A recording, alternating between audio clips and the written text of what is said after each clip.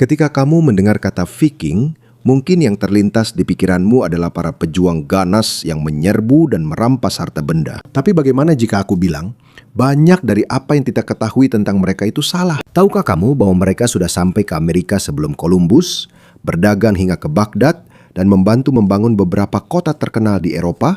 Di video ini kita akan mencari tahu fakta mengejutkan tentang bangsa Viking yang mungkin akan mengubah semua yang kamu pikirkan tentang mereka. Sebelum kita mulai, silakan like dan subscribe video ini. Itu sangat berarti bagi kami para pembuat konten. Terima kasih. Dan sekarang, mari kita mulai. Mereka menemukan Amerika Utara 500 tahun sebelum Columbus. Selama berabad-abad di sekolah-sekolah diajarkan bahwa Christopher Columbus adalah orang Eropa pertama yang tiba di Amerika pada tahun 1492. Namun menurut bukti modern, hal itu tidak sepenuhnya benar. Lebih dari 500 tahun sebelum Columbus menyeberangi Samudra Atlantik, sudah ada sekelompok pelaut yang tiba di pantai Amerika Utara. Mereka adalah bangsa Viking dari Skandinavia. Sekitar tahun 1000 Masehi, seorang penjelajah Norse yang dikenal sebagai Leif Erikson berlayar dari Greenland menuju barat. Setelah perjalanan yang sulit dan berbahaya melintasi Atlantik Utara, mereka tiba di sebuah tanah yang mereka sebut Finland. Menurut kisah-kisah kuno, mereka menamainya demikian karena buah-buahan liar dan beri yang mereka temukan di sana. Selama berabad-abad, kisah ini hanya tertulis dalam dua saga Islandia, yaitu saga orang-orang Greenland dan saga Erik si Merah. Karena tidak ada bukti fisik pada waktu itu, banyak orang percaya bahwa ini hanyalah sebuah legenda. Semuanya berubah pada tahun 1960 ketika penjelajah Norwegia Helge Ingstad dan arkeolog Einstein Ingstad menemukan sisa-sisa pemukiman Viking di L'Anse aux Meadows, Newfoundland, Kanada. Mereka menemukan fondasi 8 bangunan di sana yang memiliki desain yang sama dengan pemukiman Viking di Greenland. Mereka juga menemukan tempat penempaan besi, peralatan, dan artefak lain yang jelas berasal dari bangsa Norse. Ketika para ahli memeriksa material menggunakan penanggalan radiokarbon, hasilnya menunjukkan bahwa pemukiman itu dibangun sekitar tahun 1000 Masehi, tepat pada masa yang digambarkan dalam saga Viking. Ini adalah pemukiman Eropa pertama yang terbukti di Atlantik Utara. Meskipun tampaknya mereka hanya tinggal sementara dan tidak menjadi koloni permanen, hal ini sudah cukup untuk mengubah pemahaman kita tentang sejarah.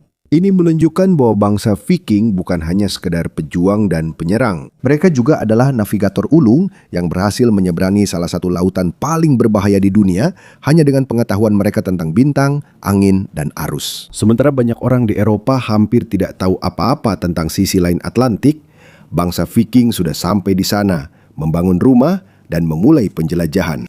Jadi saat kamu mendengar nama Christopher Columbus sebagai orang Eropa pertama yang sampai di Amerika, ingatlah bahwa 5 abad sebelum dia lahir, bangsa Viking sudah berjalan di pesisir Amerika Utara.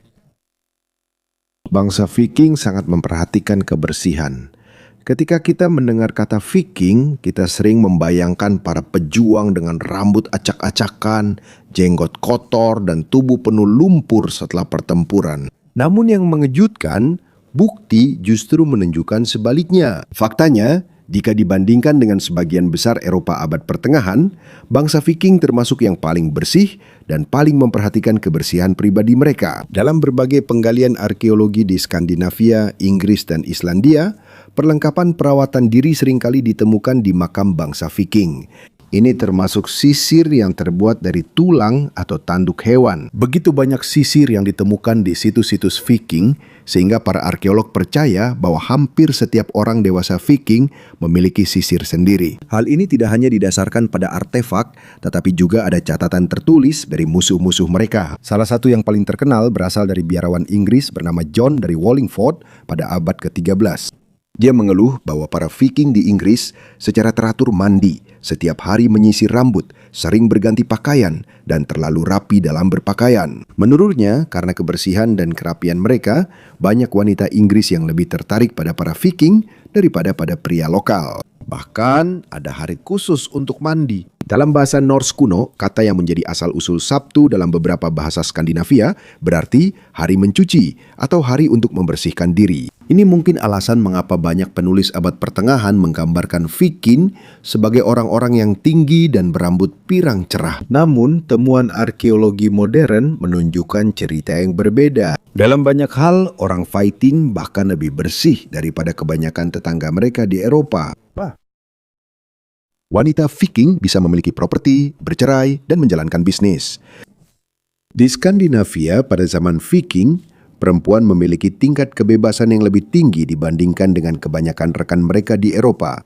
Menurut hukum kuno dari Norwegia, Denmark, dan Islandia, mereka bisa mewarisi properti, memiliki tanah, dan menjalankan bisnis atas nama mereka sendiri. Salah satu hak paling mengagumkan yang mereka miliki adalah hak untuk bercerai. Jika seorang wanita mengalami perlakuan buruk atau tidak lagi ingin tetap dalam pernikahannya, dia bisa menyatakan niatnya untuk bercerai di hadapan para saksi. Setelah itu, dia bisa mengambil kembali harta bawaannya dan kembali hidup sebagai wanita yang mandiri. Di banyak bagian Eropa, butuh ratusan tahun lagi sebelum perempuan memiliki hak seperti ini. Status mereka juga bisa dilihat dari satu hal sederhana, yaitu kunci. Para istri Viking, mereka sering memakai kunci di dada mereka sebagai bagian dari pakaian mereka.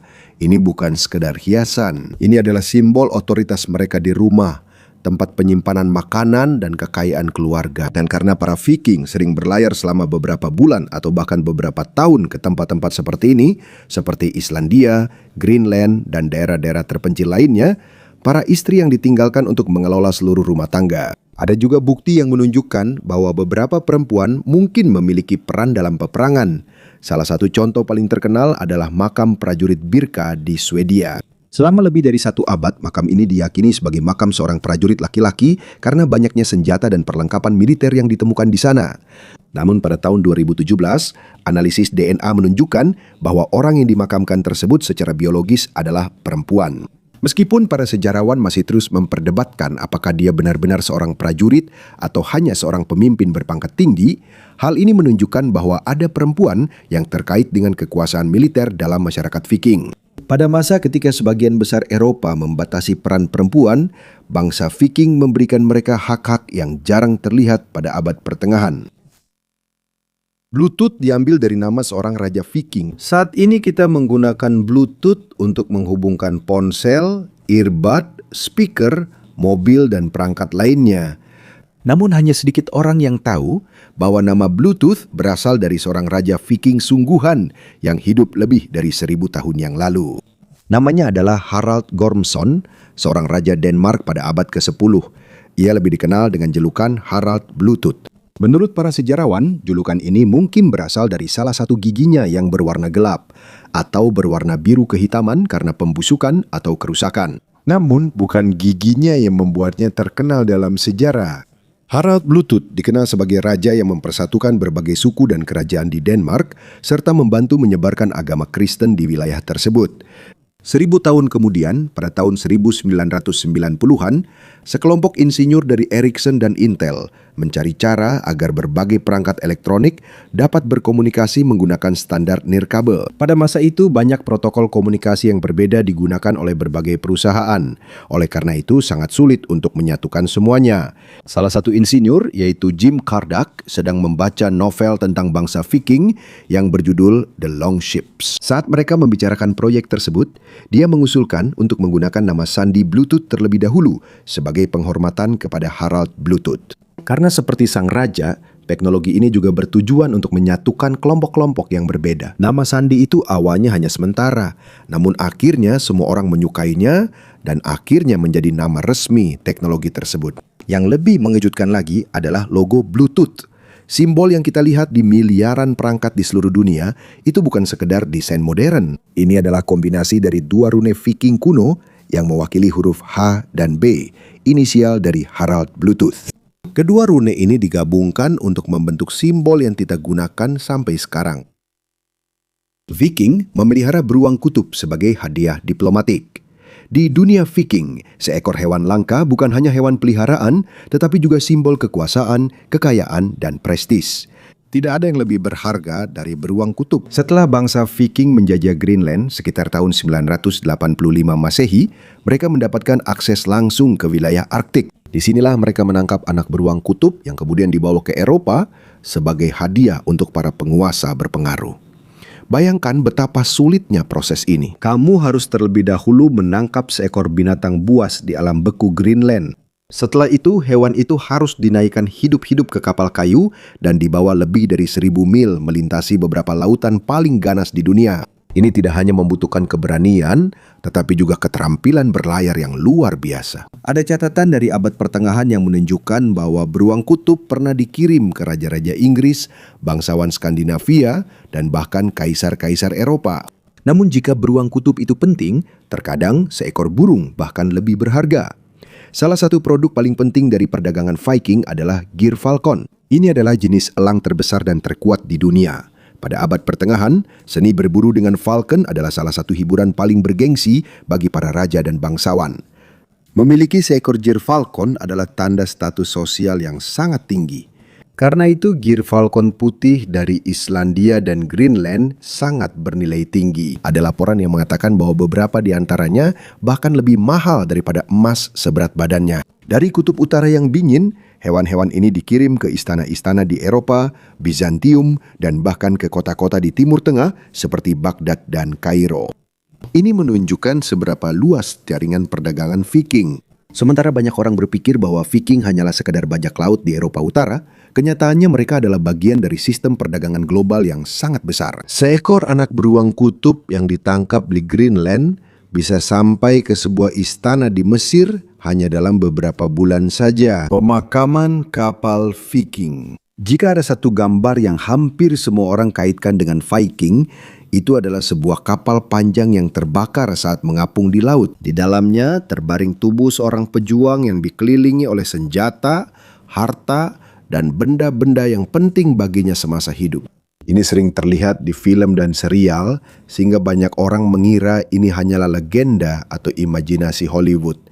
Namun yang mengejutkan, ada kebenaran di balik gambaran ini. Mereka percaya bahwa orang yang meninggal akan melanjutkan ke kehidupan setelah mati, sehingga sangat penting untuk mempersiapkan mereka untuk perjalanan itu. Dan karena kapal adalah bagian terpenting dalam hidup mereka sebagai pelaut dan pengembara, kapal juga menjadi pusat dari ritual pemakaman mereka. Salah satu deskripsi paling penting tentang pemakaman Viking berasal dari diplomat Arab bernama Ahmad ibn Fadlan. Pada tahun 921 Masehi, ia bertemu dengan para Viking Rus di tepi sungai Volga di wilayah yang sekarang dikenal sebagai Rusia. Ia menyaksikan pemakaman seorang pemimpin berpangkat tinggi dan menuliskan setiap detailnya. Menurut kesaksiannya, tubuh sang pemimpin diletakkan di sebuah kapal yang kemudian ditarik ke daratan. Jenazah itu didandani dengan pakaian mewah dan dikelilingi oleh pedang, perisai, makanan, minuman, serta berbagai harta karun. Selama beberapa hari, mereka melakukan ritual sebagai persiapan untuk perjalanannya ke alam baka. Setelah itu, seluruh perahu beserta semua isinya dibakar. Namun penting untuk diingat bahwa tidak semua pemakaman Viking seperti ini. Faktanya, penguburan di kapal lebih umum daripada membakar kapal di laut. Banyak Viking yang dikuburkan di dalam kapal yang kemudian ditutup dengan tanah untuk membentuk gundukan pemakaman yang besar. Salah satu contoh paling terkenal dari hal ini adalah pemakaman kapal Oseberg di Norwegia. Ketika para arkeolog menggali situs ini, mereka menemukan sebuah kapal Viking yang sangat indah dan hampir utuh setelah lebih dari 1.000 tahun. Di dalamnya terdapat 2 wanita, kereta, tempat tidur, perabotan rumah tangga, kain mewah, dan sisa-sisa banyak hewan termasuk kuda dan anjing. Contoh menakjubkan lainnya adalah pemakaman kapal Gokstad. Di sini ditemukan sisa-sisa jenazah seorang pria berpangkat tinggi, bersama dengan sebuah kapal besar dan hewan-hewan yang diyakini akan menemaninya di alam baka. Ini menunjukkan betapa pentingnya kepercayaan bangsa Viking terhadap kehidupan setelah kematian. Bangsa Viking mencapai Baghdad dan dunia Islam. Tidak semua Viking memandang ke barat. Banyak dari mereka melakukan perjalanan ke timur hingga ke beberapa kota terkaya dan paling maju di dunia abad pertengahan, termasuk Konstantinopel dan bahkan Baghdad, pusat zaman keemasan Islam. Pada zaman Viking ada kelompok pedagang Norse yang dikenal sebagai Rus. Dari nama inilah nama modern Rusia berasal. Alih-alih melewati lautan, mereka menggunakan sungai-sungai luas di Eropa Timur sebagai rute perjalanan mereka. Dari Laut Baltik, mereka berlayar melalui sungai-sungai di wilayah Rusia dan Ukraina saat ini hingga mencapai Laut Hitam, Laut Kaspia, dan pasar-pasar dunia Islam. Perjalanan ini tidaklah mudah. Ketika ada bagian sungai yang tidak bisa dilewati kapal, mereka harus menarik atau mengangkat perahu mereka melintasi daratan sambil tetap waspada terhadap perampok dan para pejuang padang rumput. Namun, resiko itu sepadan. Dari Skandinavia, mereka membawa bulu binatang, amber, madu, lilin lebah, dan produk lainnya. Sebagai gantinya, mereka menerima perak, sutra, perhiasan, kain mewah, dan berbagai barang dagangan dari dunia Bizantium dan Islam. Salah satu bukti paling jelas dari hal ini adalah ribuan koin perak Arab yang ditemukan di Skandinavia. Koin-koin ini berasal dari kota-kota seperti Baghdad, Samarkand, dan Tashkent yang menunjukkan bahwa jaringan perdagangan Viking terhubung dengan pasar-pasar di Asia Tengah dan Timur Tengah. Selama lebih dari 3 abad, hubungan ini terus berlangsung. Bukan hanya barang dagangan yang mengalir antara Skandinavia dan dunia Islam, tetapi juga ide, pengetahuan, dan pengaruh. Viking mendirikan Dublin, York, Haven, dan Normandia. Viking tidak dikenal sebagai penakluk yang menghancurkan kota-kota kecil dan kota-kota besar. Tapi ada satu hal tentang mereka yang sering terlewatkan. Mereka tidak hanya menghancurkan kota-kota, mereka juga membangun beberapa kota dan kerajaan terpenting di Eropa. Salah satu contoh terbaik dari hal ini adalah Dublin. Sekarang ini adalah ibu kota Irlandia. Namun kota ini dimulai sebagai pemukiman Viking pada tahun 841 Masehi. Setelah beberapa dekade melakukan penyerangan di Irlandia, bangsa Viking membangun sebuah markas permanen di tepi sungai. Dari pos sederhana ini, Dublin perlahan-lahan tumbuh hingga menjadi salah satu kota terpenting di wilayah tersebut. Hingga sekarang, para arkeolog masih dapat melihat jejak-jejak pemukiman Viking asli di bawah kota modern. Namun bukan hanya Dublin yang mereka tinggalkan. Pada tahun 866 Masehi, bangsa Viking menaklukkan kota York di Inggris dan mengganti namanya menjadi Jorvik. Di bawah pemerintahan mereka, kota itu menjadi pusat perdagangan dan politik yang penting. Selama hampir 1 abad, kota ini menjadi ibu kota kerajaan Viking yang menguasai sebagian besar wilayah Inggris Utara. Di sebelah timur, bangsa Viking juga memiliki pengaruh besar dalam sejarah awal Kiev dan negara Rus. Para pedagang dan pejuang Viking yang dikenal sebagai Rus melakukan perjalanan di sepanjang sungai-sungai Eropa Timur dan menjadi bagian dari perkembangan wilayah tersebut. Bahkan nama Rusia diyakini berasal dari istilah Rus, dan kemudian ada juga Normandi di Prancis Utara. Pada tahun 911 Masehi, Raja Prancis membuat perjanjian dengan pemimpin Viking yang bernama Rollo. Sebagai imbalan atas penghentian serangan dan perlindungan pantai, dia diberi tanah yang kemudian disebut Normandi atau tanah orang utara. Seiring waktu, bangsa Norman menjadi sangat berkuasa dan pada tahun 1066 keturunan Rollo yang bernama William Sang Penakluk menyeberang ke Inggris dan menang dalam pertempuran Hastings. Kemenangan itu benar-benar mengubah sejarah, hukum, dan budaya Inggris. Dalam satu sisi, ini adalah kemenangan besar terakhir bangsa Viking, meskipun mereka sudah lama berhenti menjadi perampok. Beberapa kota dan kerajaan paling terkenal di Eropa memiliki jejak pengaruh mereka. Warisan mereka tidak hanya terlihat dalam pertempuran, tetapi juga di kota-kota yang terus berkembang hingga saat ini. Selama berabad-abad, bangsa Viking dikenal sebagai pejuang ganas yang membawa ketakutan ke berbagai bagian Eropa. Namun seperti yang kita lihat dalam daftar ini, kisah mereka jauh lebih rumit daripada yang biasanya digambarkan dalam film dan legenda. Mereka adalah penjelajah yang telah sampai ke Amerika Utara sebelum Columbus, pedagang yang melakukan perjalanan hingga ke Baghdad dan Konstantinopel, pendiri kota-kota yang masih ada hingga sekarang, dan pelaut yang menggunakan cara-cara pelayaran luar biasa untuk mencapai tempat-tempat yang hampir mustahil dijangkau pada masa mereka. Jadi, lain kali kamu mendengar kata Viking, jangan hanya membayangkan para pejuang dengan kapak dan kapal panjang. Bayangkan juga sebuah peradaban yang telah melakukan perjalanan lebih jauh, melihat lebih banyak dunia, dan meninggalkan jejak yang lebih dalam sejarah daripada yang diperkirakan kebanyakan orang.